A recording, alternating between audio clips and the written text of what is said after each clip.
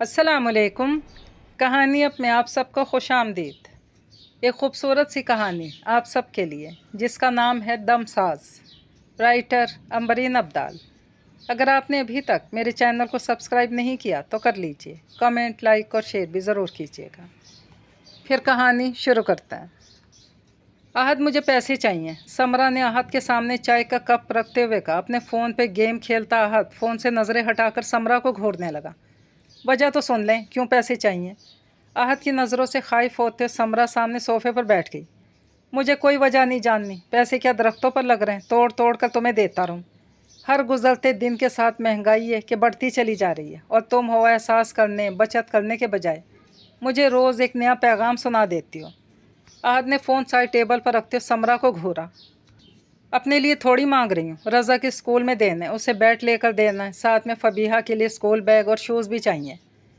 चाय की तरफ हाथ बढ़ाते आहद के हाथ रुके थे। 10 दिन पहले तो कलर डे मनाया गया स्कूल में।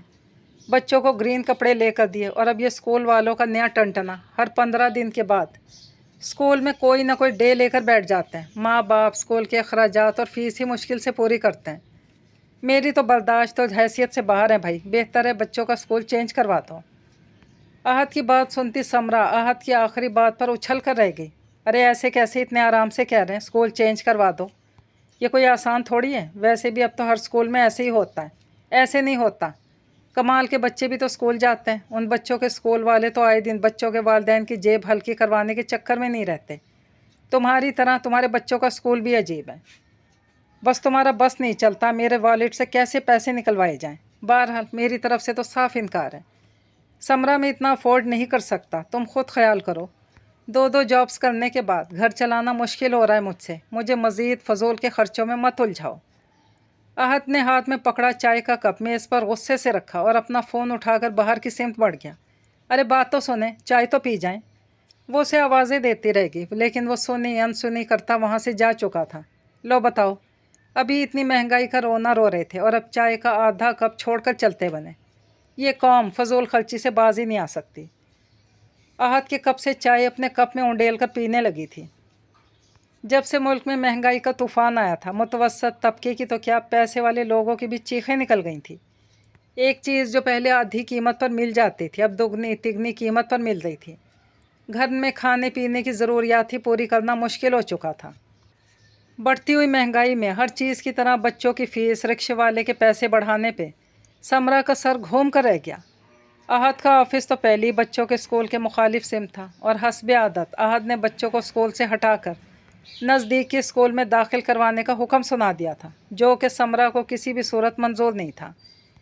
1 साल पहले आहद ने सेकंड हैंड गाड़ी ली थी। समरा को ड्राइविंग आती थी, इसीलिए इसने बच्चों को खुद स्कूल छोड़ने और लेकर आने का फ़ैसला कर लिया था। समरा के लिए सुबह बच्चों को स्कूल छोड़ना और तपती दोपहर में वापस घर लेकर आना एक दुश्वार मरहला था, लेकिन बच्चों की अच्छी स्कूलिंग के लिए समरा ने इस कड़वे घूंट को खुशी खुशी भर लिया था।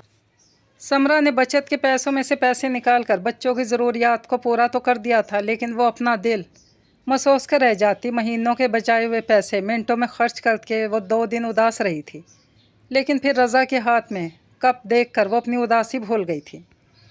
अभी चंद दिन भी नहीं गुजरे थे जब बच्चों के स्कूल से बुलावा आ गया था। कॉल सुनते ही वो परेशान हो गई थी।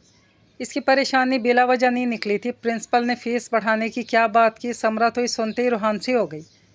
सॉरी मिसेज़ आहद, हमारी भी मजबूरी है, प्रिंसिपल साहिबा ने समरा के चेहरे की हवाइयाँ उठती देखकर माजरत खाना लहजे में कहा, तो बमुश्किल मुस्कुराकर उनके ऑफिस से बाहर निकल आई थी। आहद को बताने का मतलब था बच्चों को स्कूल से हटाना। समरा का सोच सोच कर बुरा हाल था, लेकिन मरते क्या ना करते के मस्ताक उसे आहद को बताना ही पड़ा था। हस्बे मामूल उसने फौरी जवाब देने के बजाय समरा की तरफ इस्तफहामिया अंदाज में देखा। आहद, हम कम खा लेंगे लेकिन बच्चों को अच्छा पढ़ाएंगे ताकि आने वाला कल आज से बहुत बेहतर हो। मैं ठीक कह रही हूँ ना?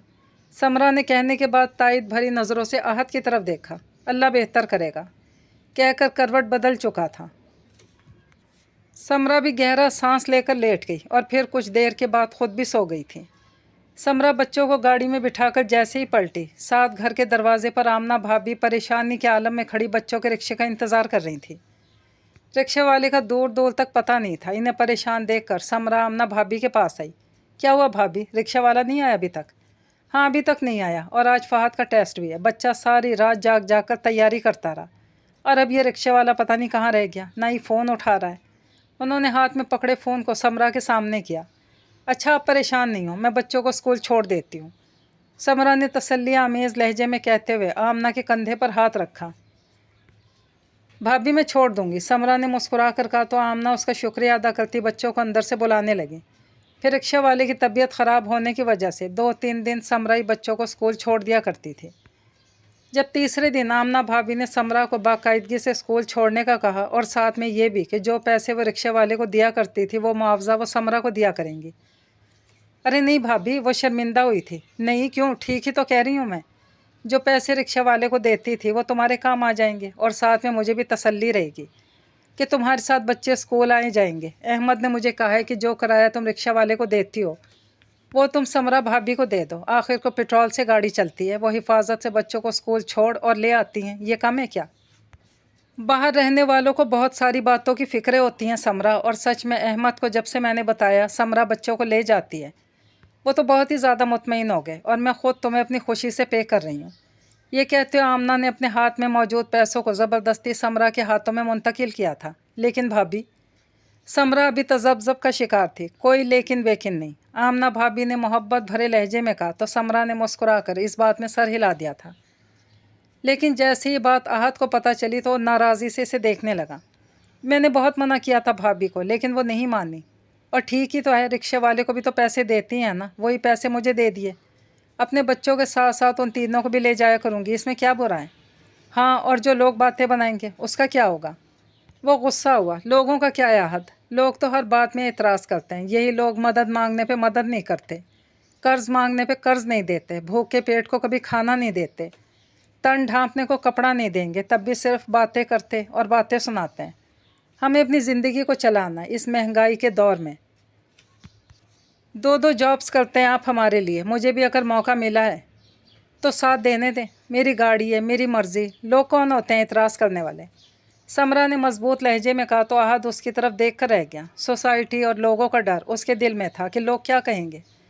वो अपनी बीवी बच्चों के अखराजात नहीं उठा सकता जो समरा ड्राइवर बन गई। लेकिन ये चंद दिन की बात थी। आहद जल्दी इस फेज से बाहर निकल आया था। कमाना मांगने से बहुत बेहतर है। आहद जो आए दिन अपने बड़े भाई से पैसे ले लेता था, अब उसे इसकी ज़रूरत भी नहीं रही थी। अब तो समरा ख़ुद भी अच्छा खासा कमाने लगी थी। बच्चों को स्कूल छोड़ने के बाद वो एक चक्कर कॉलेज जाने वाली लड़कियों का कॉलेज छोड़ने का लगा लेती थी। माएँ समरा से मिन्नतें करने लगी थी। वैन और रिक्शे वाले के साथ भेजने से ज़्यादा इन्हें समरा के साथ भेजना महफूज लगता था।